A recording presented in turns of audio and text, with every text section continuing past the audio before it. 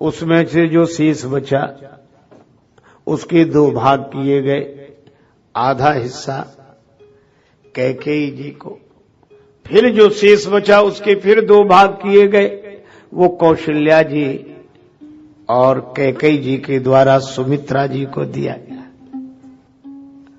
ये बड़े सार्थक संकेत हैं। कौशल्या जी को ज्ञान निष्ठा कहा, ज्ञान शक्तिश्च कौशल्या, और क्रिया शक्तिश्च कैकेयी, माता कैकेयी क्रिया शक्ति है, ज्ञान शक्ति कौशल्या जी है, और सुमित्रा जी उपासना। अध्यात्म रामायण वेदो दशरथो नृपः।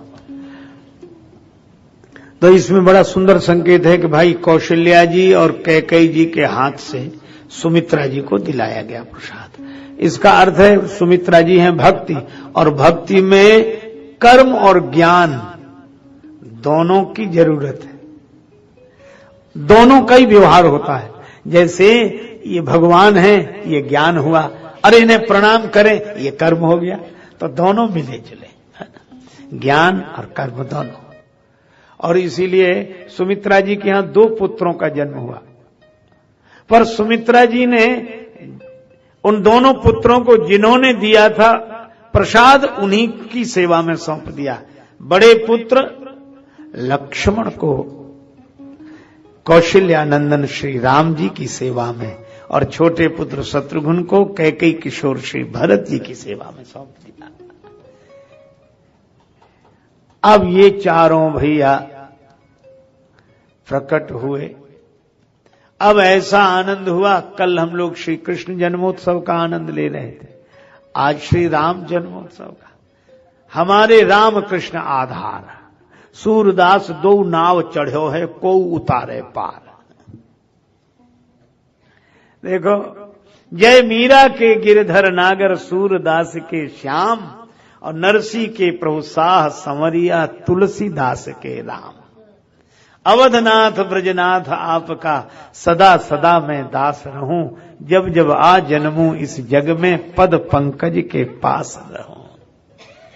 और आज राम जी का जन्म हुआ, ऐसा आनंद हुआ। चारी चारी प्रगटे ललनवा, भवनवा में बाजे बजनवा। चारी चारी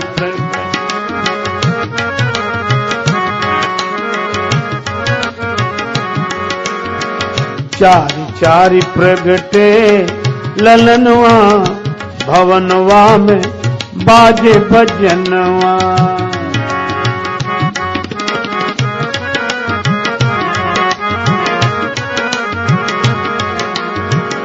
दुई सुत नील मणि छवि छीनत।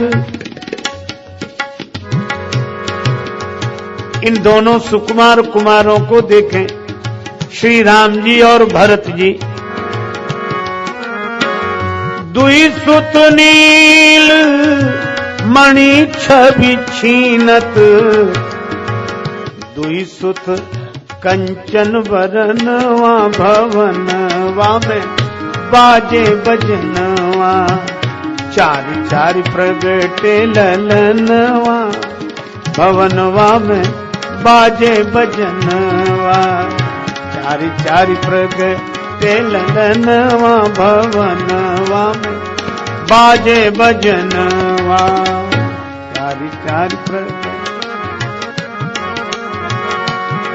अब ऐसा मंगलमय महोत्सव हुआ, नारद मुदित बजावे वीणा। नारद मुदित, नारद मुदित, नारद मुदित बजावे वीणा। काग करें कीर्तनवा, भवनवा में बाजे बजनवा। चारि चारि प्रगटे ललनवा, भवनवा में बाजे बजनवा। चारि चारि प्रगटे प्रगटे ललनवा भवनवा में बाजे बजनवा चारि चारि भवनवा में बाजे बजनवा चारि चारि प्रगटे ललनवा भवनवा में बाजे बजनवा। नारद जी की बीणा बजी, कागभूषण जी ने बधैया गीत गा दिया तो कोई नाचने लगा। अरे इस नाचने वाले को पहचानो, कौन है? तन सुधि भूल मगन होए नाचत, तन सुधि भूल मगन होए नाचत, शैल सुता के सजनवा भवनवा में बाजे बजनवा। शैल सुता के सजनवा भवनवा में बाजे बजनवा।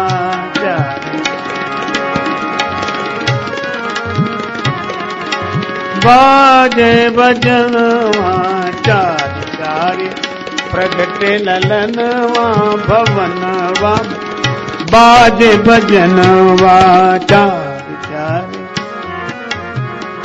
जन राजेश बधैया गावे, जन राजेश बधैया गावे, पावे प्रभु दर्शनवा भवनवा में बाजे बजनवा चारि चारि प्रगटे ललनवा भवनवा में बाजे बजनवा।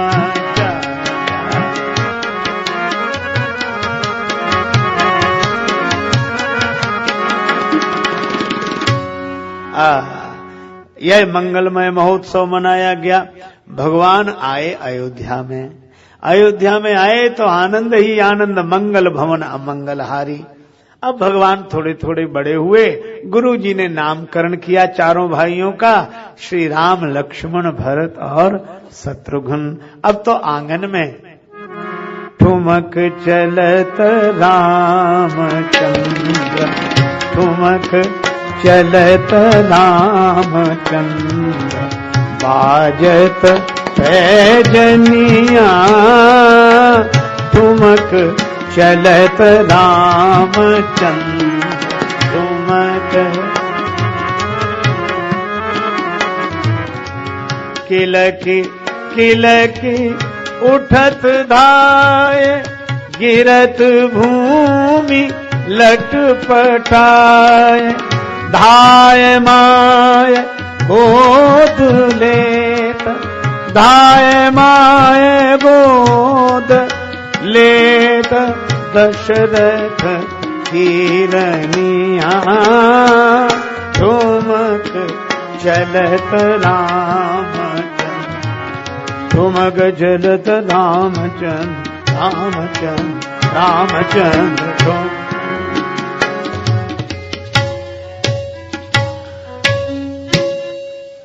कौशल्या माता ने राम जी को गोद में ले लिया। आज भगवान कुछ बोल रहे हैं, तोतली बोली में कुछ बोल रहे हैं।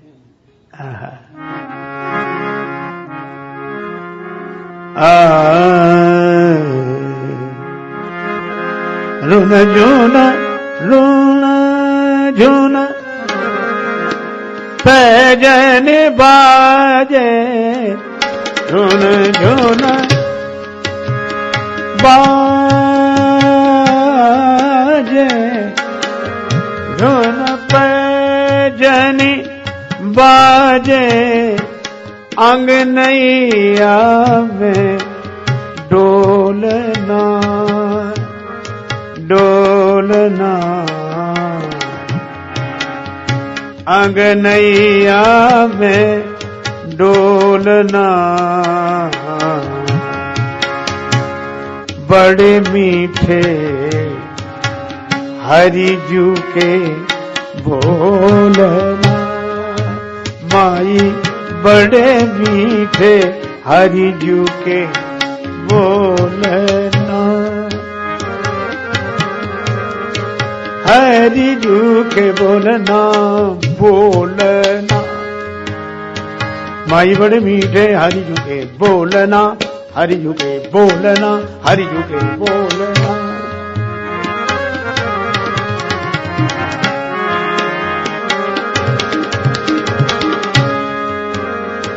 जुनक जुनक जुन पैजनी बाजे अंगनैया में डोलना, बड़े मीठे हरि झूके बोलना।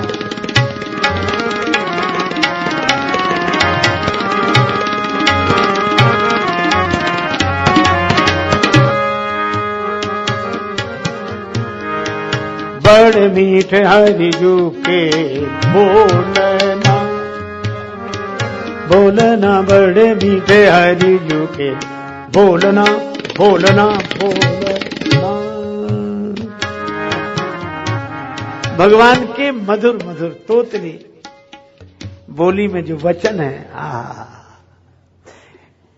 श्री तुलसीदास जी उसका वर्णन कर रहे हैं। विद्रुम से अरुण अधर बोलत मुख मधुर मधुर, सुभग नासिका में चारु लटकत लटकनिया। तुलसीदास जी बोले, प्रभु आपकी तोतली बोली बड़ी अच्छी लग रही। भगवान तुतला कर बोले, तुलसीदास जी हमको देखकर जो खुश होते हैं वो हमें कुछ न कुछ देते हैं। हम बालक हैं, हमको देखकर सब लोग देते हैं, न्यौछावरी में देते हैं। हाँ, कोई पीली झंगुली देता है, कोई करधनी देता है, कोई कंगन देता है, कोई पैजनी देता है, कोई हीरों का हार देता है। बाबा आप क्या दोगे? तुलसीदास जी के आंखों में प्रेम के आंसू आ गए। तुलसीदास जी बोले, मैं भी दूंगा। अच्छा दोगे तो बताओ फिर क्या दोगे? पीली झंगुली की मुकुट की हीरों का हार की करधनी की पैजनी की कंगन क्या दोगे? तुलसीदास जी बोले, ये सब मेरे पास नहीं है, लेकिन जो है वह दूंगा। तो क्या है आपके पास जो हमें देंगे? तुलसीदास जी बोले, निवछावरी प्राण करें तुलसी, निवछावर प्राण करें तुलसी, बलि जाऊं लला इन बोलन की। ये तोतली बोली, ये भगवान की भक्ति। आहा, सचमुच रघुवर छवि के समान रघुवर छवि बनिया। आनंद हो रहा है सब तरह से। अब बोल क्या रहे थे? देखो, भगवान श्री कृष्ण और भगवान श्री राम एक ही हैं। इसीलिए तो जन्मोत्सव श्री कृष्ण भगवान का, कथा श्री राम जी की। अच्छा, इन दोनों में अंतर नहीं है, एक ही अंतर है। एक बहुत पुराने समय में संत हुए हैं श्री नारायण दास जी महाराज, उन्होंने लिखा, नारायण दो एक हैं, रूप रंग तिल रेख, दोनों एक जैसे हैं। अच्छा, एक बार दोनों बैठ भी गए, श्री राम जी भी और श्री कृष्ण जी भी। अब पहचानना मुश्किल कि राम जी कौन और कृष्ण जी कौन। तो कहा कि मोर मुकुट से पहचानेंगे, जो मोर मुकुट लगाए होंगे वो श्री कृष्ण, जो नहीं लगाए होंगे वो राम जी। पर आज तो राम जी ने भी मोर मुकुट लगा लिया। जनकपुर आए थे ना, मोर पंख सिर सोहत नीके, मोर पंख लगा। अब कैसे पहचाने? राम जी भी मोर पंख लगाए और श्री कृष्ण भगवान बरहा पीडम नटवर बपुहु कर्णयो कर्णिकारम बिभ्रदवासः कनक कपिशम वैजयंतीम च मालाम बरहा पीडम। भगवान श्री कृष्ण मोर पंख। अब कैसे पहचाने? तो कहा कि धनुष्बाण मुरली से पहचानेंगे। राम जी ने धनुष्बाण रख दिया, भगवान श्री कृष्ण ने मुरली रख दी। अब कैसे पहचाने? कोई पहचान ही नहीं पा रहा था। तो उन संत ने कहा, नारायण हमने पहचान लिया। कैसे पहचाना? का नारायण दो एक हैं, रूप रंग तिल रेख।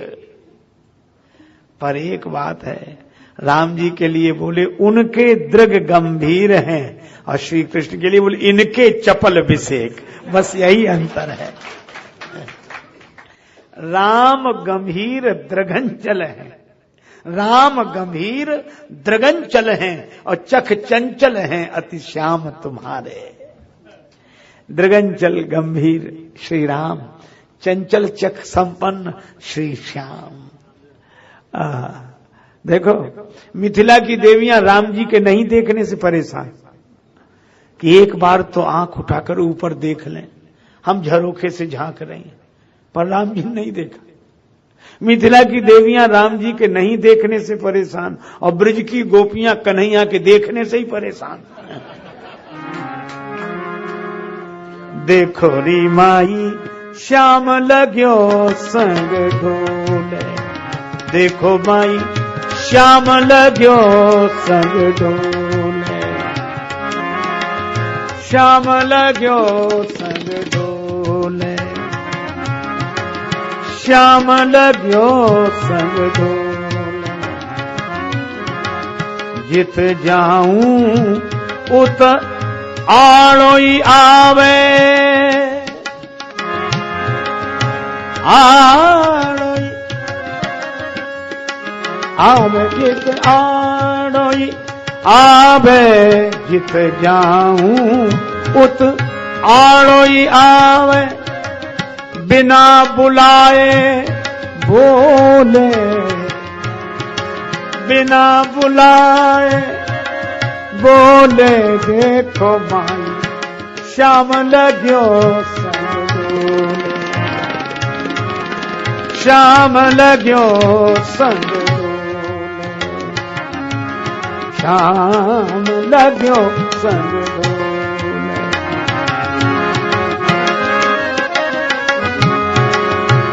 देखो माई श्याम लग्यो संग ढोल, लग्यो संग ढोल, लग्यो संग ढोल, लग्यो संग ढोले।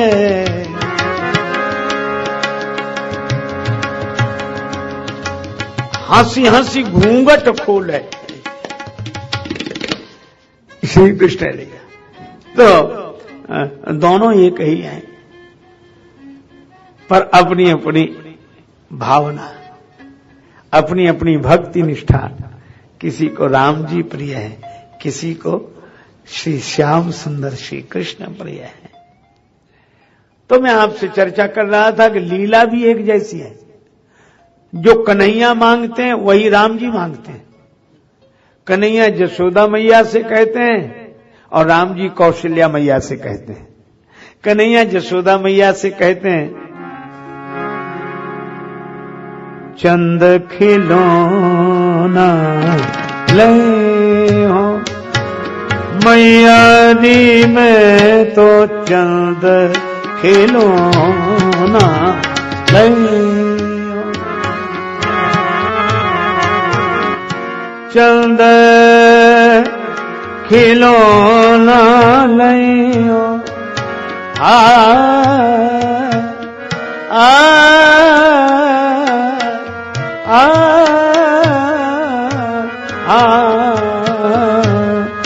मैया चंद खिलौना ले, मई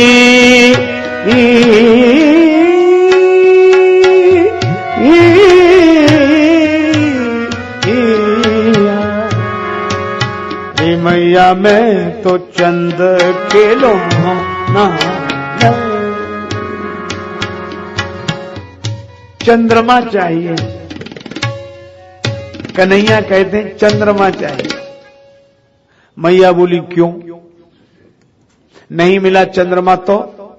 श्री कृष्ण बोले, जई हो लोट धरनी पर अबही, मैं धरती में लौट जाऊंगा।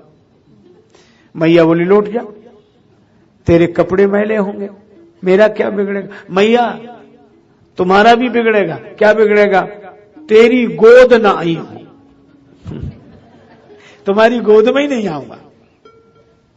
मैया बोली अच्छा तो मत आ मेरी गोद में, पर बेटा तो मेरा ही है। कन्हैया बोले आज से तुम्हारा बेटा ही नहीं रहूंगा। अच्छा मेरा बेटा नहीं रहेगा फिर किसका बेटा हो जाएगा? कन्हैया कहते हैं होए हो पूत नंद बाबा को, तेरो सुत न कहे हो। आज से नंद बाबा का बेटा, तुम्हारा बेटा ही नहीं। चंद खिलौना ले आओ। अब मैया बना रही है, अरे कन्हैया लाला, अच्छा तू एक बात बता, क्या चंद्रमा क्यों मांग रहा? मैया सच कहूं? हाँ हाँ बोल। ये इतना सुंदर है, इतना सुंदर है कि ये अगर पास में रहे तो कितना अच्छा लगे।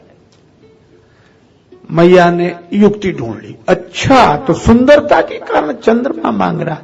अरे जाने दे, चंद्रमा से भी बहुत सुंदर चीज मिल जाए तो फिर चंद्रमा की क्या जरूरत है? मैया बोली तो सुन, चंदा होते अति सुंदर, तो नवल दुल्हनिया लय हो। कि चंद्रमा क्या चीज है, चंद्रमा से भी बहुत सुंदर बहू लाऊंगी तेरे लिए। अब कन्हैया तुरंत बोले, सच मैया? हाँ बिल्कुल सच। अच्छा तो मैया मैं नहीं मांगूंगा चंद्रमा। मैया ने सोचा झंझट कटा, मैं नहीं मांगूंगा चंद्रमा, मुझे क्या जरूरत चंद्रमा की फिर। लेकिन मैया मेरी बात सुन, क्या तूने कहा ना चंद्रमा से भी सुंदर बहू मेरे लिए लाएगी? हाँ तो चंद्रमा तो नहीं मांगता, पर तेरी सो मेरी सुन मैया, मैं तो अब ही ब्याहन गई हूं। आज ही दिला, आज ही विवाह कर, आज ही जाऊंगा। अब मैया माथे पे हाथ रख के, किससे तो चंद्रमा ही मांगना ठीक था, अब विवाह कैसे? और कहां युक्ति और उल्टी गले पड़ गई। आप कन्हैया कहते नहीं मैया, और चाहे को मैया। अच्छा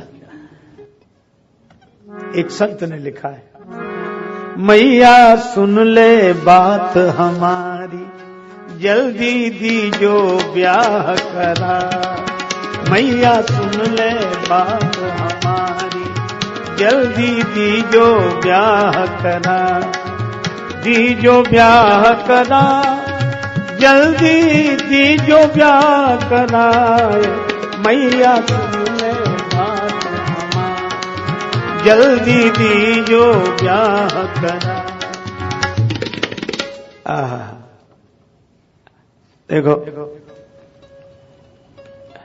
ये लीला बड़ी मधुर है, हमारे परम आत्मीय